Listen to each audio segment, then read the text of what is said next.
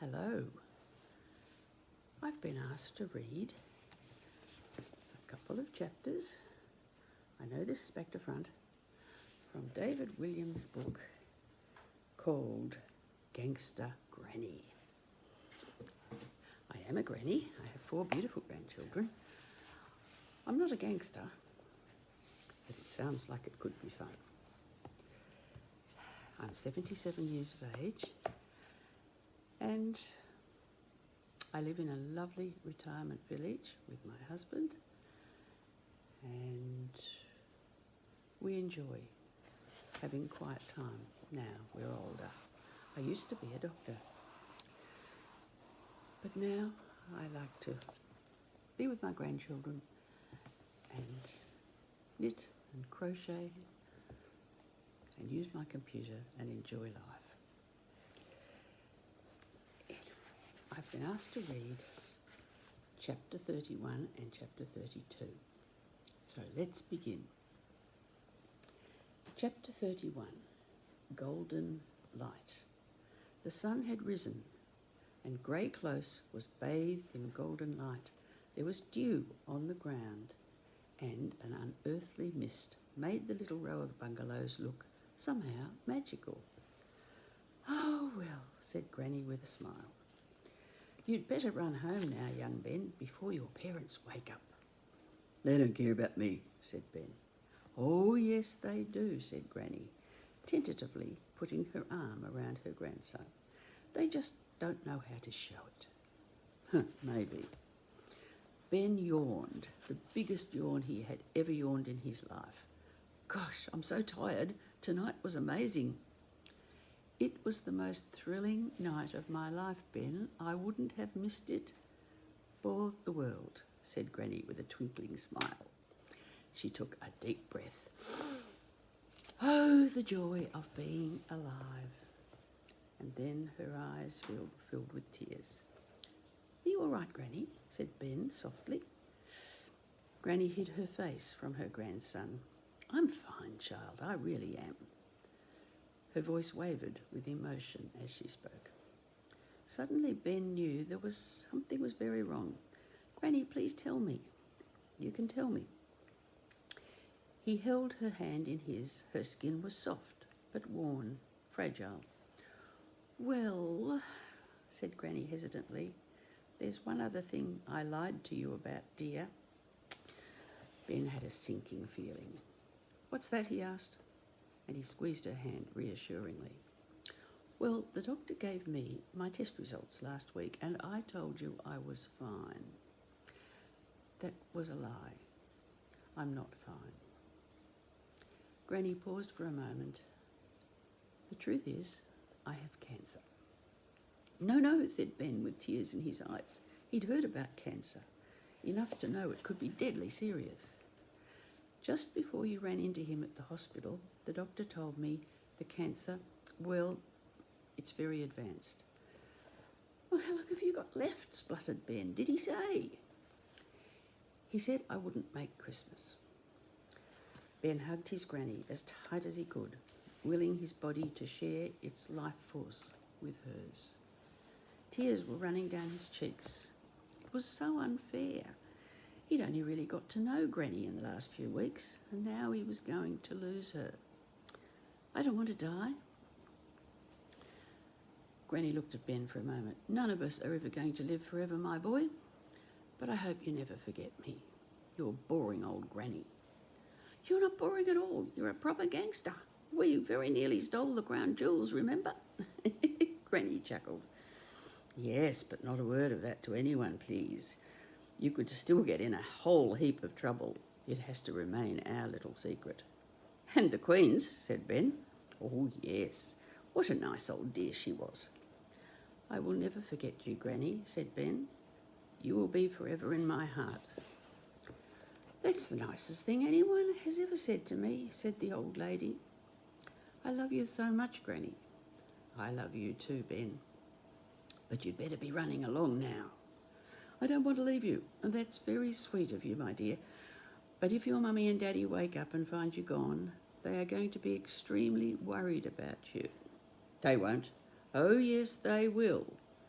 Now, Ben, please be a good boy. Ben reluctantly rose to his feet and he helped his granny up off the step. Then he held her close, kissed her on her cheek. He didn't mind her hairy chin. In fact, he loved it. He loved the whistle of her hearing aid. He loved that she smelled of cabbage. And most of all, he loved that she blew off without even knowing it. He loved everything about her. Goodbye, he said softly. Goodbye, Ben. End of chapter 31. Here is chapter 32. When he finally arrived home, Ben noticed the little brown car was missing from the drive. It was still very early in the morning. Where could his parents have gone at this hour? Nevertheless, he climbed up the drain path, through the window, and back into his bedroom. All that clambering was hard work. He was tired after staying up all night, and the wetsuit made him heavier than usual. Ben moved his plumbing weekly aside so he could hide the wetsuit under his bed. Then, as quietly as he could, he put on his pyjamas and climbed into bed. Just as he was about to shut his eyes, he heard the car speed up the drive and the front door open, and then the sound of his mum and dad sobbing uncontrollably. "We've looked everywhere for him," said Dad, sniffing. "I don't know what to do." "It's my own stupid fault," added Mum through her tears. "We should never have entered him for that dance competition. He must have run away from home." "I'll call the police." Yes, you must. We should have done that hours ago." "We have to get the whole country out looking for him. Hello, I need the police. Please, it's my son. I can't find my son." Ben felt so wretchedly guilty. His parents did care about him, after all, massively. He leapt out of bed, burst open his bedroom door, and ran down the stairs into their arms. Dad dropped the telephone. "Oh, my boy," said Dad. He hugged Ben tighter than he had ever hugged him before. Mum put her arms around her son too, until they were one big family sandwich, with Ben as the filling. "Oh, Ben, thank goodness you came back," wailed Mum. "Where have you been?" With Granny," replied Ben, not quite telling the whole truth. She's very ill," he said sadly. But he could see from his parents' faces it wasn't a surprise to them. "Yes," said his dad uncomfortably. I'm afraid that she's..." "I know," said Ben. "I just can't believe you didn't tell me. She's my granny." "I know," said Dad. "And she's my mum too. I'm sorry I didn't tell you, son. I didn't want to upset you."